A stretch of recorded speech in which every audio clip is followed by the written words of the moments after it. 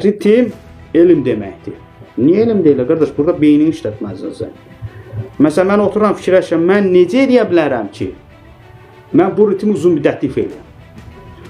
Bilirəm ki, qolundan istifadə etsəm tez yorulacam. Bilirəm ki, eyni şapalağı vursam yenə yorulacam.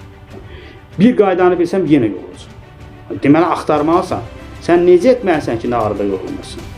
Deməli, bir ritmi 5-6 şəkildə ifa etməyə bacarasan. Fərqli şəkildə. 5-6 fərqli yollarla.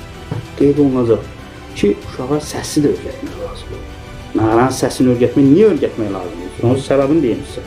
Ritmi şagird, ritmi tam öz bənliyi ilə qəbul eləsin. Bu damarların olsun.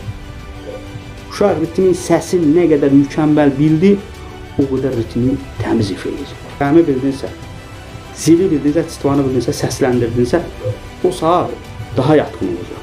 Və sən onu beynə həkk eləyəndən sonra o səsi izah eləyəndən sonra istərsiniz burada da təmiz ifa edəcəksiniz. Nağaranın öz danışığı var da, o səs qaydasını. Bax, ona görə bizim bu nağara proqramlarına o gəlməlidir, gələcəkdir.